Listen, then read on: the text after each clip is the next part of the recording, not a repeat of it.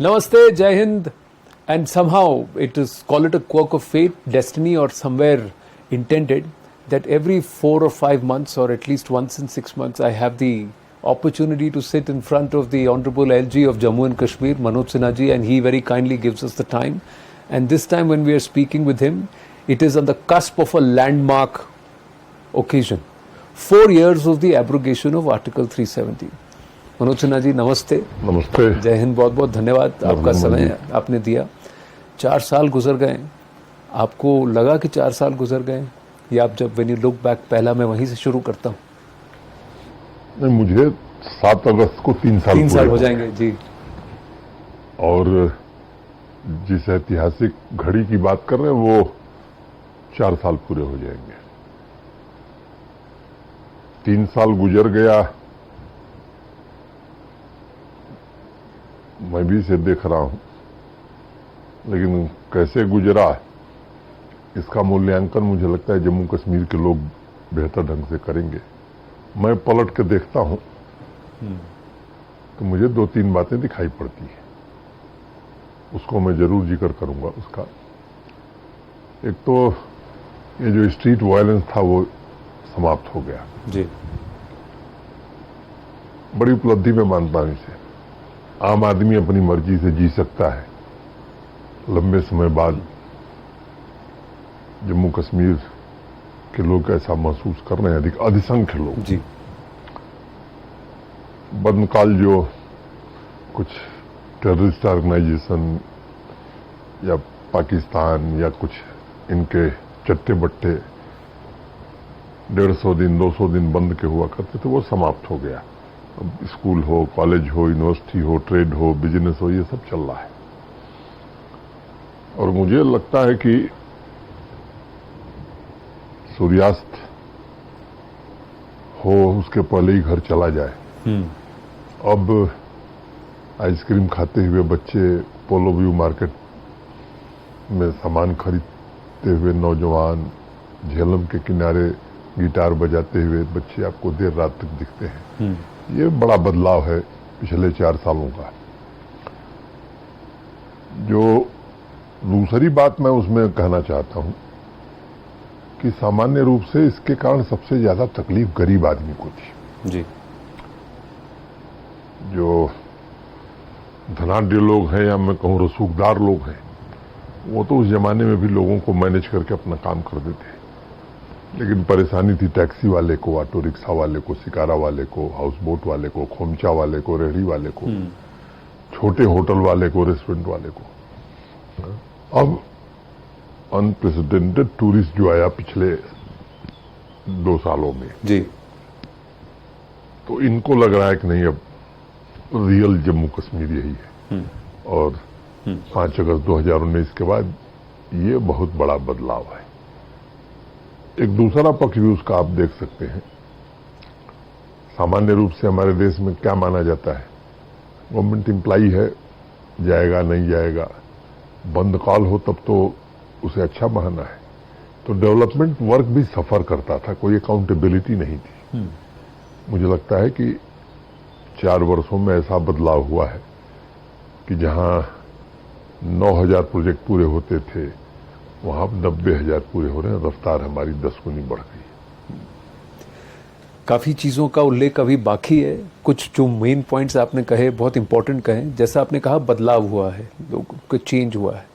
कुछ चीज़ हमने ये भी देखा कि 35 साल बाद लाल चौक से ताज़िया निकला, अभी हाल फिलहाल आप भी उसमें शरीक हुए थे। तो इसको आप अचीवमेंट मानेंगे या फिर इसे अपीजमेंट कहेंगे? नहीं, एक कोशिश हम सबकी है कि जम्मू कश्मीर में जिस भी समूह या जिस भी विश्वास के लोग रहते हैं, उनकी भावनाओं का, धार्मिक भावनाओं का भी आदर हो। 34 साल से ज्यादा हो गया था। एक बड़ी आबादी सिया भाइयों की यहाँ है और किन्हीं कारणों से 8वें दिन का जुलूस और 10वें दिन का जुलूस उनका प्रतिबंधित हो गया था 90 से। पिछले साल मैं असेस कर रहा था, मैंने बताया कि 3रा साल है जी। तो आते ही तो मैं कोई फैसला नहीं ले सकता था। पिछले साल मैंने असेस किया, मुझे लगा कि नहीं, इनकी बात वाजिब है, मैंने समझने की कोशिश की और इस बार हमने फैसला किया प्रशासन के अपने साथियों के साथ, और उन रिलीजियस लीडर से भी मैं लगातार संपर्क में था, उन्होंने भी काफी सहयोग किया। पूरे जम्मू कश्मीर की आवाम ने इसमें सहयोग किया और मुझे लगता है कि इससे एक अच्छा संदेश गया है। और केवल मुहर्रम नहीं, मैंने जब ईद मनाई जा रही थी तब भी मैं हजरत बल जा करके यहाँ के इंतजाम देख रहा था।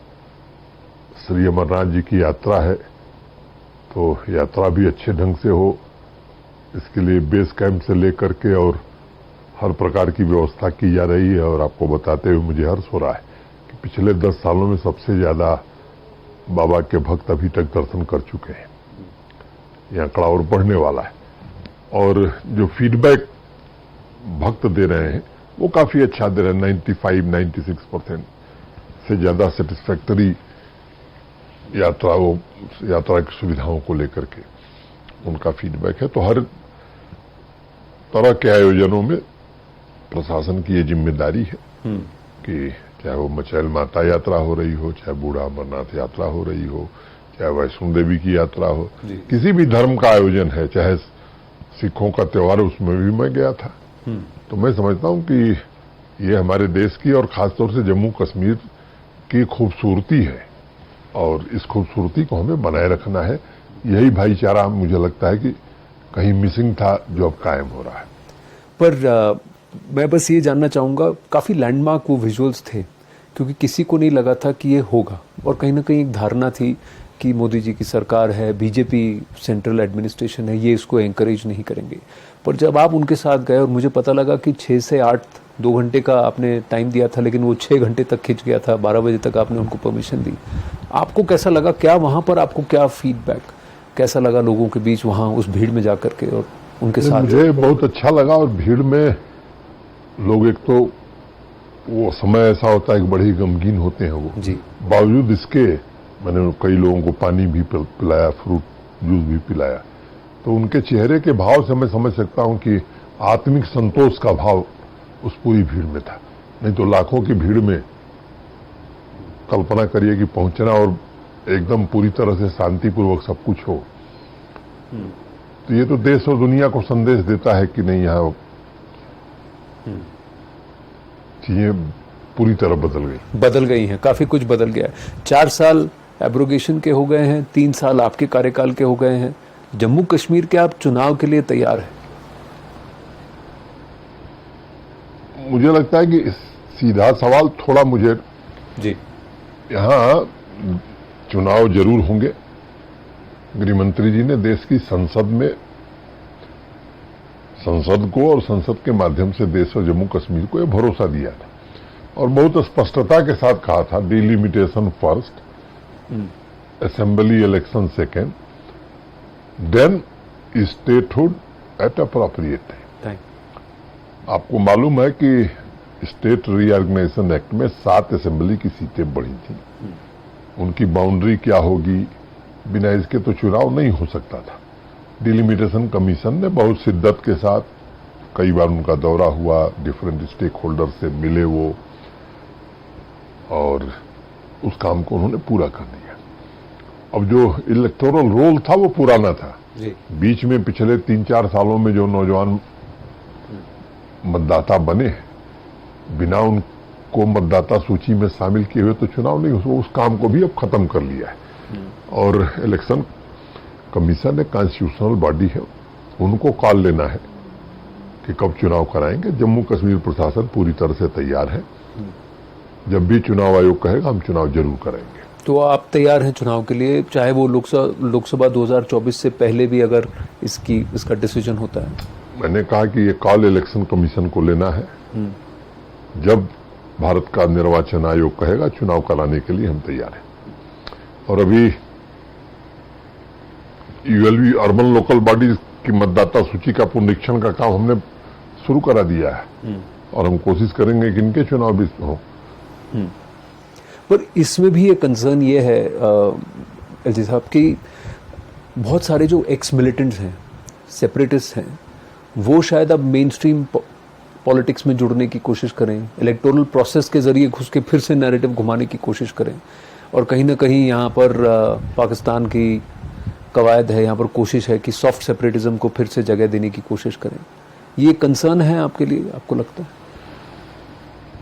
ये कोशिशें हर प्रकार से होती रही हैं, आगे भी होंगी। मुझे लगता है कि जिस प्रकार की चुनौती आएगी उस चुनौती को कैसे निपटा जाएगा उसका तरीका बनाया जाएगा। लेकिन अब भारत के संविधान में अगर किसी को अधिकार मिला हुआ है तो उस अधिकार को तो हम नहीं छीन सकते। लेकिन मुझे लगता है कि अब यहाँ की आवाम भी ऐसे चेहरों को पहचान चुकी है, उसको वास्तव में अब लग रहा है कि विकास तभी होगा जब शांति रहेगी। और मैं बार बार एक बात कहता था कि अगर पीस नहीं है तो डेवलपमेंट नहीं हो सकता। डेवलपमेंट नहीं हो सकता। और मैं मानता हूं कि अब यहाँ के लोगों को इस बात का यकीन हो गया कि डेवलपमेंट तभी होगा जब पीस रहेगी। ऐसी चुनौती आएगी तो देखा जाएगा। जनता को मैं समझता हूं कि जनता भी बहुत सारी चीजों को समझती है और भारत का मतदाता भले उतना पढ़ा लिखा नहीं रहा है, लेकिन जब भी लोकतंत्र की निर्णायक घड़ी आई है तो उसने फैसला बहुत ही माकूल किया है। यहाँ के लोग भी वैसा ही फैसला करेंगे। क्योंकि कहीं ना कहीं ये चुनाव के माहौल को लेकर के फिर से स्टोन पेल्टिंग, हड़ताल, इसको वापस हवा देने की कोशिश। वो आप निश्चिंत रहिए, वो कोई हवा दे ये संभव नहीं है, यहाँ ये नहीं होने दी जाएगी। एक और विषय ये है कि आप कार्य कर रहे हैं, लेकिन आपके आसपास जितने लोग बैठे हैं उनमें से कई लोग ऐसे हैं जिनका देश के प्रति रुझान कम और अलगाव के प्रति रुझान ज़्यादा है या दुश्मन के प्रति रुझान ज़्यादा है। ऐसे लोगों को क्या आपने सिस्टम से क्लीन अप करने की कोशिश की है? क्या इसकी वजह से आपको तकलीफें झेलनी पड़ी? देखिए, एक मिली लीगेसी में मिली हुई व्यवस्था हमको मिली है, उस व्यवस्था में बेहतर काम करने की हम कोशिश कर रहे हैं। विरासत में मिली हुई चीजों को कैसे ठीक करना है, इसी के कारण 50 से ज्यादा लोगों को नौकरी से हाथ धोना पड़ा है। मुझे लगता है कि उसमें कोई कॉम्प्रोमाइज नहीं हो सकता है। एक फाइन लाइन है, फाइन लाइन के अंदर जो है वो तो ठीक है, उसके बाहर कोई हो उसके साथ मैं नहीं समझता हूं कि समझौता किया जा सकता है। और ये 4 वर्षों में माननीय प्रधानमंत्री जी के नेतृत्व में जहां जम्मू कश्मीर पहुंचा है, अब ये पीछे जाए ये तो संभव नहीं है। इसलिए अगर अवरोध आएंगे, अंदर भी अगर कुछ लोग हैं जो इसमें दिक्कत पैदा करेंगे, तो कानून और संविधान जो इजाजत देगा उसके अनुसार उनके साथ भी व्यवहार किया जाएगा। देखिए, एक किस्सा मुझे हाल फिलहाल में जो बहुत बड़ा किस्सा था, 2009 का जो एक इंसिडेंट था जिसमें 2 डॉक्टर्स को फिर सैक किया गया था उनके इन्वॉल्वमेंट के लिए। मुझे याद है वो नैरेटिव कहाँ से कहाँ गया था। 6 महीने तक यहाँ पर त्राहिमाम हुआ था, करोड़ों हजारों करोड़ का नुकसान हुआ था। कहीं ना कहीं इसमें कोई पॉलिटिकल इन्वॉल्वमेंट है क्या? देखिए, उस पूरी घटना को आप जानते हैं, 2 लड़कियां यहां बरामद हुई थी, उनकी डेड बॉडी, और उस समय एक फॉल्स नैरेटिव चलाया गया कि इनके साथ रेप हुआ है। पोस्टमार्टम की जो रिपोर्ट थी वो भी फर्जी लगाई गई। पूरी वैली जल गई थी, बहुत दिन तक बंद रहा, अनेकों लोग घायल हुए, अनेक लोगों की जान गई, प्रॉपर्टी का नुकसान अलग हुआ। पूरे देश में इसकी चर्चा रही। बाद में सीबीआई ने जांच किया इसकी और दोबारा एम्स की एक्सपर्ट टीम ने पोस्टमार्टम किया, तो ये पूरे तथ्य गलत पाए गए, ये फैब्रिकेटेड थे, रेप हुआ ही नहीं था। और उसमें कुछ वकील और 6 डॉक्टर इन्वॉल्व थे। उस कानूनी प्रक्रिया को बहुत नजदीक से हम लोग वॉच कर रहे हैं। 3 डॉक्टर रिटायर हो गए, 1 डॉक्टर विदेश चले गए, 2 थे उनके खिलाफ कार्रवाई हो गई है। और अभी इसमें सीआरपीसी और आईपीसी में कार्रवाई नहीं हुई है। अभी इसमें ऐसे लोगों को डॉक्टर बने रहने का कोई नैतिक हक नहीं, उनकी डिग्री वापस लेनी चाहिए। तो ये जो कार्रवाई है अभी इसमें बाकी है और इसमें ये कार्रवाई भी आगे हो, इसको सुनिश्चित कराया जाएगा। और ये ऐसे नहीं, ऐसे अनेक कई मामले हैं जो जांच के जद में है, और जैसे जैसे सबूत और पुख्ता तथ्य उस मामले में आते जाएंगे, कार्रवाई होगी। क्योंकि एक क्रिटिसिज्म जो आता है वो ये है कि अगर दोष पॉलिटिकल लीडरशिप को दिया गया, जिस तरीके का यहाँ पर पहले पॉलिटिकल लीडरशिप था, या जिस तरीके की पेट्रनेज दी गई पॉलिटिकल लीडरशिप द्वारा, और ऐसे इंस्टेंसेस के सूत्र और तथ्य जाकर अगर लीडरशिप से जुड़ते तो उनके खिलाफ कोई एक्शन नहीं की। बात मैं बताता हूं कि जांच की जद में जो आएगा, जांच जहां तक पहुंचेगी, कानून की कार्रवाई वहां तक होगी। ये 370 के एब्रोगेशन को वापस लिया जाए, ये कोर्ट के अधीन तो है ही, सुप्रीम कोर्ट इसे सुन रहा है, पर इसको लेकर यहाँ ग्राउंड पर एक पॉलिटिकल नैरेटिव भी बनाने की कोशिश की जा रही है। आपको लगता है उसको यहाँ मेरे लिए मुश्किल है कहना, जब माननीय सर्वोच्च न्यायालय किसी बात की सुनवाई कर रहा है, तो मुझे लगता है किसी भी संवैधानिक पद पर बैठे हुए व्यक्ति को इतनी समझ होनी चाहिए कि उसके पक्ष में या उसके खिलाफ माहौल बनाना, ये माननीय सर्वोच्च न्यायालय की अवहेलना है। तो किसी को नहीं करना चाहिए जी। जो हैं वो भी और जो कभी रहे हैं वो भी। अगर कुछ लोग कर रहे हैं तो उनकी नादानी के लिए मैं कुछ नहीं कर सकता। हाँ, क्योंकि कोर्ट ने सिर्फ ये कहा है कि 370 को एब्रोगेट करना क्या एक लीगल स्टेप था या नहीं, उसके बाद 4 साल में क्या हुआ है उससे हमें कोई लेना देना नहीं, वो हमारे इसके अंदर नहीं है। बट उसी को लेकर के कि ये 4 साल में जो हुआ है वो गलत हुआ है, एक पॉलिटिकल ऑल्टरनेटिव नैरेटिव वो चुनाव में भी अगर जब होंगे तब देखने मिलेगा। तो आपको लगता है उसकी वजह से जितना मेहनत किया है या माहौल बना है, मुझे लगता है कि वो जनता ही जवाब देगी। मैंने कुछ तथ्य तो आपको पहले ही बताए हमने। अब मैं अगर डेवलपमेंट की बात करूं, ग्रास रूट डेमोक्रेसी की बात करूं, तो तस्वीर पूरी तरह से बदल गई है।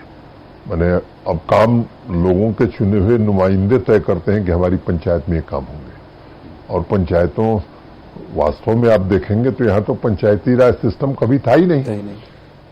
जब 73rd 74th अमेंडमेंट देश में लागू हुआ तो उसके कई साल बाद यहाँ फैसला हुआ कि यहाँ भी पंचायती राज व्यवस्था लागू की जाएगी। फैसला लेने के बाद 7 साल कानून ही नहीं बना, तो लंबे समय बाद एक बार चुनाव हुआ और 2.5 साल बाद फिर भंग कर दिया गया। तो जनता को पहली बार वास्तव में ये ताकत मिली है और जनता समझ रही है कि पंच सरपंच का काम क्या है, डीडीसी मेंबर का काम क्या है, या मेयर और कारपोरेटर्स का काम क्या है। और ढेर सारा पैसा पंचायतों में जा रहा है, एक एक पंचायत में 2-2 करोड़ 3-3 करोड़, और डिस्ट्रिक्ट कैपेक्स 3 गुना 4 गुना बढ़ गया है, और जनता जो चाह रही वो काम हो रहा है। मैंने जैसा पहले बताया आपको कि एक तो ट्रांसपेरेंसी, अब कोई हिसाब ही यहां नहीं होता था। अब जितने भी काम हैं, administrative approval, e tendering, photography और जियो टैगिंग, जब तक नहीं होगी ट्रेजरी बिल नहीं हिलेगी। आपके गांव में कौन सा काम, और अपने मोबाइल पर आप देख लीजिए कि ये सड़क है 15 लाख में बनेगी, इस तारीख को टेंडर हुआ है और इस दिन शुरू हुआ है, आप खुद देख लीजिए, आप कंप्लेन कर सकते हैं। और हम तो 450 सर्विसेज ऑनलाइन कर दिए हैं। ये वो जम्मू कश्मीर है कि जिस साल मैं आया था तो अगस्त में अक्टूबर में 217 ट्रकों में फाइल लद करके यहां से जम्मू जा रही थी। वो जम्मू कश्मीर आज यूटी श्रेणी में ई गवर्नेंस में नंबर 1 है।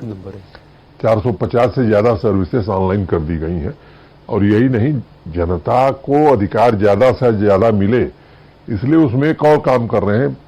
पब्लिक सर्विस गारंटी एक्ट में जो सर्विसेज हैं उसमें 70 से ज्यादा हमने ऑटो एस्केलेशन मोड में कर दिया है कि अगर आपको इनकम सर्टिफिकेट चाहिए, तहसीलदार को 15 दिन में देना है, वो नहीं देगा तो 16वें दिन ऑटोमेटिकली एस्केलेट करके वो चले जाएगा उसके ऊपर के अफसर के पास, तब उस पर पेनाल्टी लग सकती है। तो हम तो यहां तक जा रहे हैं जो जहां देश के किसी हिस्से में इस तरह की पब्लिक सर्विस गारंटी एक्ट की सुविधाएं नहीं है। तो दिल से हम चाहते हैं कि पब्लिक को कोई कठिनाई ना हो। लैंड रिफॉर्म्स का जो काम हुआ है, अब वो 200-250 लोग जो लैंड रिकॉर्ड पढ़ते थे वो कलेक्टर से ज्यादा ताकतवर थे जी। अब हिंदी, उर्दू, अंग्रेजी तीनों भाषाओं में लैंड रिकॉर्ड 98% लोगों को बांट दिए गए। हमारे यहाँ किस्सा है, कभी कभी हंसी में लोग कहते हैं कि अगर भगवान कृष्ण को डिजिटाइड लैंड रिकॉर्ड मिले होते तो महाभारत कहाँ होता, 5-6 गांव का मामला था। तो यहाँ तो रोज महाभारत इसी के लिए हो रहा था। तो इसको खत्म किया है। डेवलपमेंटल वर्क जिस तरह से उन्हें 1.5 लाख करोड़ के हाईवे और टनल के प्रोजेक्ट आज चल रहे हैं माननीय प्रधानमंत्री जी के कारण, 2 एम्स, 2 कैंसर इंस्टीट्यूट, 7 नए medical college, IIT, IIM, NIFT, ये सब इंस्टीट्यूशन भारत सरकार ने दिए। और आपको जानकर खुशी होगी कि पिछले साल 60 लाख नौजवानों ने स्पोर्ट्स एक्टिविटीज में भाग लिया है। PMDP, prime ministers development plan में जो फंड हमें मिला, आज लगभग हर जिले में बढ़िया स्टेडियम, आउटडोर और इंडोर स्टेडियम, यहाँ श्रीनगर और जम्मू में तो इंटरनेशनल मैच हम करा सकते हैं, ऐसे स्टेडियम सुविधाएं बनाई। हर पंचायत में प्ले फील्ड बना दी गई। वही पंचायत छोटी होगी जहां की जमीन नहीं है तो उसको भी बगल में दे रहे हैं। तो इस तरह के अनेक काम, यूथ क्लब जो बनाए हमने, वो यूथ क्लब भी सरकार और जनता के बीच ब्रिज का काम कर रहे हैं। मिशन यूथ एक नया डिपार्टमेंट ही हम लोगों ने बना दिया, जो यूथ एंगेजमेंट में खासतौर से इनको एम्प्लॉयमेंट को लेकर के, और अच्छा काम हुआ। बैक टू विलेज 4 में हमने एक दिन में 75,000 नौजवानों को 939 करोड़ रुपए एक दिन में सेल्फ एम्प्लॉयमेंट के लिए दिए। तो ये सेल्फ हेल्प ग्रुप की महिलाएं हमारी आज मुझे लगता है कि 7 लाख से ज्यादा बहनें जम्मू कश्मीर के विकास में योगदान दे रही हैं। और एक बड़ा काम मैं भूल जाऊंगा, होलिस्टिक एग्रीकल्चर डेवलपमेंट प्लान हमने देश के कृषि विशेषज्ञों के साथ और अपने दोनों एग्रीकल्चर यूनिवर्सिटीज के वाइस चांसलर और टीचर्स के साथ, एग्रीकल्चर और एलाइड डिपार्टमेंट के अफसरों के साथ मिलकर के बनाया है। और मैं आश्वस्त हूं, एक तो 5,013 करोड़ रुपए बजट के अलावा आने वाले 5 साल में, इसमें 1 साल हमारा पूरा हो जाएगा मार्च में जी, एक्स्ट्रा खर्च कर रहे हैं। और उसमें 29 इंटरवेंशन जो प्रपोज किए हैं इन विशेषज्ञों ने, उससे जम्मू कश्मीर के 13 लाख परिवार जो एग्रीकल्चर और एलाइड एक्टिविटी पर जिनका जीवन आश्रित है, उनमें एक बड़ा ट्रांसफॉर्मेशन आने वाला है। 2,62,000 जो हमारे मार्जिनल फार्मर हैं, उनके जीवन में भी बड़ा बदलाव आने वाला है। कई चीजें हैं, जैसे फॉडर की कमी है, हम कैसे दूर कर पाएंगे। 1100 करोड़ रुपए का मीट हम हर साल इंपोर्ट करते हैं, उसमें हम कैसे सेल्फ सफिशिएंट हो सकते हैं। और मिल्क डेफिसिट से मिल्क सरप्लस स्टेट की तरफ हम बढ़ रहे हैं। जो हमारे हार्टिकल्चर प्रोड्यूस हैं, इनको 2.5 गुना 3 गुना 2/3 एप्पल हमारे यहाँ होता है, लेकिन अभी हमारे पास गुंजाइश है इसे 2.5 गुना 3 गुना ले जाने की। पहले हाई डेंसिटी प्लांटेशन केवल एप्पल का होता था, अब हमने 13 चीजों को अलाउ कर दिया है।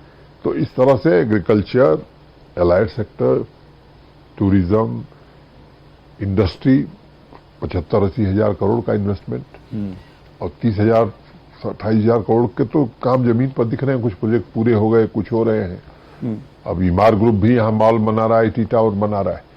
तो एक कोशिश है प्रधानमंत्री जी के नेतृत्व में नया जम्मू कश्मीर बनाने की, जहां सुख हो, शांति हो, समृद्धि हो।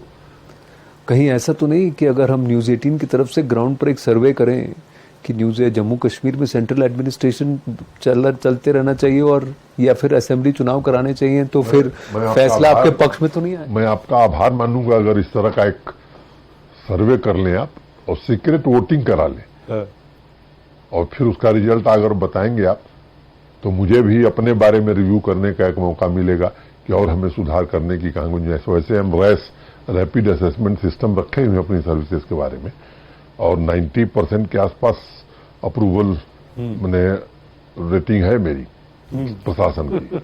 तो मैं आपसे अनुरोध करूंगा कि इसको जरूर करिए, ताकि हम लोगों को भी जो समय है उसमें अपने में क्या सुधार किया जाए, ताकि जनता को अधिक से अधिक लाभ मिल सके, जनता की अच्छे ढंग से सेवा की जा सके, जो माननीय प्रधानमंत्री जी बार बार कहते हैं। क्योंकि ग्राउंड पर लोगों की क्या मंशा है और फिर पॉलिटिकली नैरेटिव क्या है, मीडिया का माहौल क्या है, दोनों में क्या अंतर है, या दोनों से जरूर आपको कराना चाहिए। इसको जरूर करेंगे। इस टास्क को हमने नोट किया, हम इसको करेंगे जरूर। पर मैं आपसे एक और बात पूछना चाहता था कि 2 एस्पेक्ट्स, टेररिज्म और टूरिज्म। टेररिज्म को रिवाइव करने की कोशिश की जा रही है, FTs थोड़ा ज्यादा हैं, और थिएटर ऑफ एक्शन आप देख रहे हैं थोड़ा श्रीनगर और वैली से शिफ्ट होकर जम्मू की तरफ ही जा रहा है। इस पर आप क्या कहेंगे? नहीं, ये ठीक है, कोशिश एनिवर्सरी कर रहा है, करेगा भी, लेकिन हमारी सिक्योरिटी फोर्सेस चौकस है, चौकन्नी है। पीछे कश्मीर वैली को लेकर के चिंताएं ज्यादा थी, स्वाभाविक रूप से यहाँ हमारा दबाव ज्यादा था। उनको लगा कि शायद जम्मू रीजन से हम लोग निश्चिंत हैं, कुछ घटना करने में वो सफल हो गए, लेकिन अब वहां की भी सिक्योरिटी ग्रिड हमारी पूरी तरह से चाक चौबंद है और अभी परिणाम भी आपको दिखने लगे हैं जी। क्योंकि कुछ फॉरेन टेररिस्ट वहां एलिमिनेट किए गए। फोर्सेस का आपस में तालमेल बहुत बेहतर है, चाहे आर्मी हो या सीएपीएफ हो या जम्मू कश्मीर पुलिस हो, और एक होल ऑफ गवर्नमेंट अप्रोच के तहत इस लड़ाई को हम लोग लड़ रहे हैं। एक तरफ जहां नौजवान, यहाँ का स्थानीय, वो 30-35 साल के हालात को तौबा कर चुका है, वो समझ रहा है कि कुछ लोग हैं जो इनको आगे करके उनके कंधे पर बंदूक रख के चलाते हैं, उनका अपना निहित स्वार्थ है। इन तत्वों को मुंह की खानी ही पड़ेगी, इसके लिए हर प्रयास हो रहा है और होगा भी। एफटीज की संख्या बड़ी है, ये सच है। पिछले साल हाईएस्ट नंबर ऑफ एफटीज जो है वो एलिमिनेट किए गए थे जी। अब एक संदेश ये भी निकलता है कि एफटीज की संख्या ज्यादा है, इसका मतलब लोकल रिक्रूटमेंट घटा है। इसका दूसरा अर्थ ये भी होता है कि स्थानीय लोगों का विश्वास अब प्रशासन पर ज्यादा बढ़ रहा है, सरकार पर ज्यादा बढ़ रहा है। ये चुनौतियां समय समय पर बदलती हैं, इसकी डायनेमिक्स बदलती है और उसी हिसाब से सुरक्षा की रणनीति भी हम बदलते हैं। और यह सच है कि परमानेंट पीस यहां स्टैब्लिश करनी है, यही लक्ष्य है। और जो फाइन लाइन है, उस फाइन लाइन के बाहर किसी को इजाजत नहीं होगी, कानून अपना काम करेगा। अगर एक तरफ एफटीज यानी फॉरेन टेररिस्ट बढ़े हैं, दूसरी तरफ एफटीज यानी फॉरेन टूरिस्ट भी बढ़े हैं, और इस साल जम्मू कश्मीर का कोई एक रिकॉर्ड है जिसको कि प्रधानमंत्री जी ने भी कोट किया है। देखिए, गत वर्ष 1,88,00,000 टूरिस्ट आए थे, जो अनप्रेसिडेंटेड था।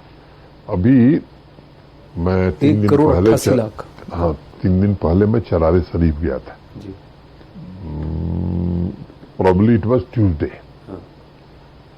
तो उस दिन टूरिज्म सेक्रेटरी ने मुझे कहा कि 1,27,00,000 टूरिस्ट अभी तक आ चुके हैं। मैंने जनवरी, फरवरी, मार्च, अप्रैल, मई, जून, जुलाई, अगस्त, अभी 7 ही महीना, 3, 6 एक साथ। तो ये आंकड़ा 2-2.25 करोड़ से ज्यादा आने वाला है। फॉरेन टूरिस्ट भी पहले यहां बहुत आता था। पिछले कुछ वर्षों से, खासतौर से जब से ये आतंकवादी घटनाएं हुई, उनकी संख्या कम हो गई और अनेक कंट्रीज ने एडवाइजरीज जारी की। G20 का जो हमारे यहाँ आयोजन हुआ, वो समझिए कि वैसे तो टूरिज्म वर्किंग ग्रुप की वो बैठक थी, लेकिन उसकी चर्चा देश दुनिया में ज्यादा हो गई, मेन मीटिंग से ज्यादा हो गई। और मैं मानता हूं कि पहली बार कोई इंटरनेशनल इवेंट यहां आयोजित हो रही थी। सबसे ज्यादा पार्टिसिपेशन रहा, और यहां से जो लोग गए, 27 देशों के प्रतिनिधि आए थे। तो यहां भी और अपने देश में जाकर के मीडिया को जो बताया है, हम उम्मीद कर रहे हैं कि अनेक कंट्रीज अपनी एडवाइजरी वापस लेने वाली है और फॉरेन टूरिस्ट की संख्या अब हमारी बढ़ने वाली है। व्यापार और ट्रेड के क्षेत्र में भी उसका लाभ होने वाला है। अभी आपने देखा होगा कि नमदा आर्ट का रिवाइवल हुआ है और पहली खेप गई है विदेश जी। तो हैंडीक्राफ्ट और हैंडलूम भी, ये जो हमारी कारपेट है या पश्मीना है, तो अपवर्ड ट्रेंड अब हमारे एक्सपोर्ट का भी शुरू हो गया है। तो इस पर भी काफी ध्यान हम दे रहे हैं। पर G20 को डीरेल करने की कोशिश हुई थी? बहुत कोशिशें हुई। हाँ। लगातार इंटरनेशनल फोरम पर भी कोशिश की जा रही थी। हाँ। उनके जो लोग हैं वो भी कोशिश कर रहे थे, लेकिन यहाँ की आवाम ने भी तय किया था और हम सब लोगों ने मिलकर के बहुत ही शानदार आयोजन हुआ। और मैं समझता हूं कि उस आयोजन के बाद अब लगातार आयोजन ही हो रहे हैं। आप देखेंगे कि देश भर के सभी राज्यों के डेयरी मिनिस्टर्स की कॉन्फ्रेंस यहाँ हुई, सभी राज्यों के चीफ जस्टिसेस और सुप्रीम कोर्ट के सभी माननीय जजों की कॉन्फ्रेंस यहाँ हुई। और किसी ने तो मुझे उस दिन कहा, मुहर्रम वाले दिन, जिस दिन 10वां जुलूस था, जी। कि साहब 20 G20 से बड़ा काम ये हो गया तो इस तरह के लोग ट्वीट कर रहे हैं। पर एक और बात निकल के आती है कि जम्मू और कश्मीर अगर देखा जाए तो डेवलपमेंट का डिस्ट्रीब्यूशन क्या समान है। डिलिमिटेशन में कहीं ना कहीं जम्मू का जो कोटा था वो बढ़ा है, वो सब पॉलिटिकली देखा जाए, but in terms of development, in terms of focus, क्या अभी भी वो लॉपसाइडेड है सर? बहुत जिम्मेदारी से एक बात कहता हूं जी। मैंने पहले भी कहा कि कोई डिस्क्रिमिनेशन का सवाल ही नहीं है। जम्मू और कश्मीर ये दो आंखें हैं, मैंने बहुत आने के 3 महीने पहले कहा था, और दोनों पर बराबर ध्यान है। और मैं समझता हूं कि इसमें हाँ, वो जम्मू के लोगों को थोड़ी तकलीफ रहती है, उनको लगता है कि जो कुछ गड़बड़ उनके साथ 70 साल में हुआ उसकी भरपाई 2-3 साल में कर दी जाए। मैं समझता हूं वो दृष्टिकोण उचित नहीं है, लेकिन जम्मू विकास के केंद्र बिंदु में है और जम्मू और कश्मीर दोनों पर बराबर ध्यान है। अब कटरा नई दिल्ली एक्सप्रेसवे वहीं से बन रही है जी। इतना बड़ा, ढेर सारी टनल्स वहां बन रही है। स्मार्ट सिटी का काम जम्मू में भी ढेर सारा हो रहा है, और जम्मू तो देश का अकेला शहर है जहां एम्स भी है, IIT भी है, IIM भी है। मुंबई, बेंगलोर, कलकत्ता है, दिल्ली कहीं नहीं है जी। और सेंट्रल यूनिवर्सिटी भी है। तो 4 प्रीमियर इंस्टीट्यूशन वाला देश का अकेला शहर जम्मू है। तो प्रधानमंत्री जी सबका साथ सबका विकास केवल कहते नहीं, वो करके दिखाते भी। पॉलिटिकल कोटास की मैं बात कर रहा था। चुनाव के वक्त कई सारे समुदायों ने कहा है कि उन्हें रिप्रेजेंटेशन चाहिए, जैसे कश्मीरी पंडित्स के लिए किया है। कुछ सीटें POJK के लिए भी जो खाली रखी जाती थी, तो जो यहाँ पर विस्थापित यहाँ पर हैं POJK से, क्या उनके लिए कोटास होना चाहिए? मुझे लगता है कि बिल पार्लियामेंट में है जी। और यहाँ एक कमीशन बना था जस्टिस शर्मा की, उसकी रिकमेंडेशन के आधार पर अच्छे से विचार किया है भारत सरकार ने, और उस वक्त प्रतिक्रिया देना उचित नहीं है। मैं आश्वस्त हूं कि जो भी समाज वंचित रह गए वो जरूर भारत सरकार उनका ध्यान रखेगी। अंतिम प्रश्न, पिछली बार जब हम मिले थे तो थोड़ा आपका कश्मीरी का मैंने टेस्ट लिया था, तो उसके बाद भी आप भाषा में आगे बढ़े हैं। यहाँ पर क्या शारदा लिपि को वापस जागृत करने की, शुरू करने की कोई कोशिश है? देखिए, शारदा लिपि मुझे लगता है कि कश्मीर की पहचान है, और अभी जो प्राण प्रतिष्ठा मंदिर की हुई है, तो दुनिया का शारदा पीठ दुनिया भर को दिशा देता रहा है, शैक्षिक रूप से भी, सांस्कृतिक रूप से भी। और इसमें कोई बुराई नहीं है कि लोग शारदा लिपि सीखें। ये हम किसी पर थोपेंगे नहीं, लेकिन ऐसी व्यवस्था हम जरूर बनाना चाहते हैं कि इस पर शोध हो, लोग पढ़ें, शोध करें, और दुनिया को यहाँ का जो ज्ञान है वो लोगों को मालूम पड़े। दिल्ली में आपके ट्रांसफर की बड़ी अटकलें लग रही हैं कि आपका अगला इनिंग कहीं और होने वाला है। ये कई बार पॉलिटिकल ग्रेपवाइन होता है। मैं भी इस अखबार में और कई इस तरह के ऑनलाइन चैनल्स पर देखता रहता हूं, हर 6 महीने बाद कुछ खबरें इस तरह की आती हैं। तो जिन लोगों ने मुझे भेजा था, फैसला वही करेंगे मुझे कब जाना है, बाकी लोगों का कोई मतलब नहीं है। मैं आया भी था उन लोगों की मर्जी से, जाऊंगा भी उन्हीं लोगों की मर्जी से। एलजी साहब, बहुत बहुत धन्यवाद। बहुत अच्छा लगा आपसे बात करके।